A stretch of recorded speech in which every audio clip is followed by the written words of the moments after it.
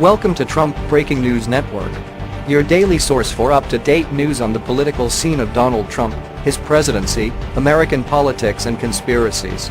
Please subscribe to receive notice of our daily updates. Also share with your friends and your social media. We encourage you to like our videos and give your comments. This is TBNN. Trump admin pushing to make welfare recipients work for food stamps. The Trump administration wants Congress to implement additional work requirements for food stamp recipients. On Wednesday, the Department of Agriculture released a document detailing what principles should be part of any farm legislation Congress comes up with. In the document, USDA noted that it supports work as the pathway to self-sufficiency, well-being, and economic mobility for individuals and families receiving supplemental nutrition assistance. Speaking Wednesday at an event on a farm near Mifflintown, Pennsylvania, Agriculture Secretary Sonny Perdue discussed the importance of increased work requirements. He said the Trump administration is trying to discourage a lifestyle of dependence on the federal government. It's evident that there are able-bodied adults without dependents who are on the food stamp program, who we believe it is in their best interests, and their families' best interests, to move into an independent lifestyle, Perdue told reporters, according to Bloomberg News. During the last downturn, it became a lifestyle for some people. We don't want it to become permanent. The Trump administration did not say whether it plans to cut funds for the Supplemental Nutrition Assistance Program, which covers roughly 46.5 million people. But work requirements could be one way to save money under the farm legislation outlined by the USDA.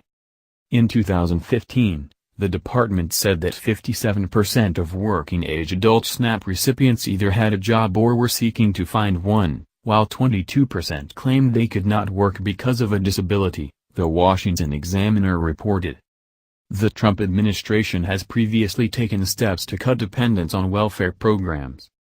In August 2017, the Department of Health and Human Services ended an Obama administration policy that allowed states to exempt poor people from having to prove they were either looking for a job or getting trained to do a particular task.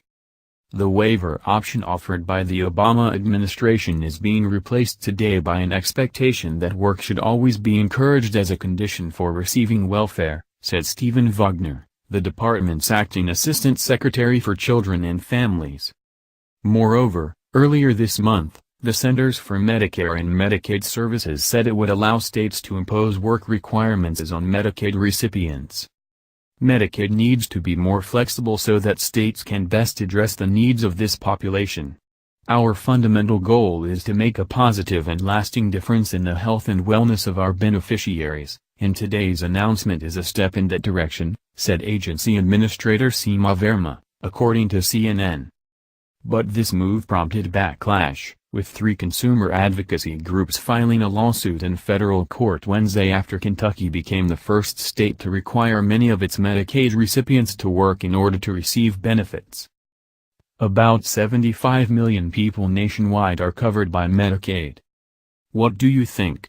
Scroll down to comment below. This has been the Trump Breaking News Network.